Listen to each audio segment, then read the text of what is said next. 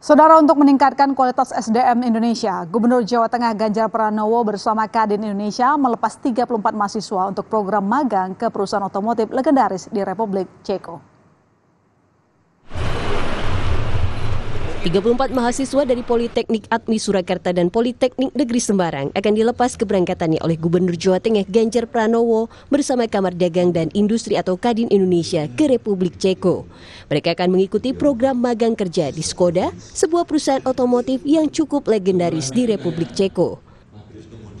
Program magang ke luar negeri ini adalah upaya memanfaatkan bonus demografi dan meningkatkan SDM di Indonesia. Sebagaimana diketahui, di tahun 2045, sebanyak 70% penduduk Indonesia merupakan kelompok usia produktif. Cukup legend lah, perusahaan ini gede gitu ya di sana. Maka anak-anaknya pasti akan bisa mendapatkan ilmu yang bagus.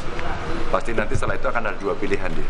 Dia kembali kemudian bekerja di sini, atau mungkin dia akan pergi entah kemana, atau mungkin stay di sana. Kerjasamanya menjadi sangat menguntungkan buat kita.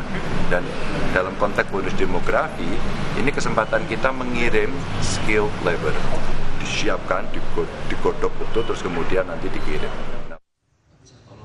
Ke-34 mahasiswa ini akan bergabung dengan 741 mahasiswa yang lebih dahulu sudah ada di Ceko. Diharapkan para mahasiswa ini dapat menyerap ilmu sebanyak-banyaknya selama 2 tahun magang di perusahaan internasional.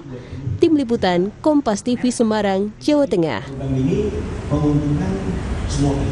Badai tropis Idalia yang membawa angin kencang porak-porandakan Florida, Amerika Serikat. Sesaat lagi di berita utama.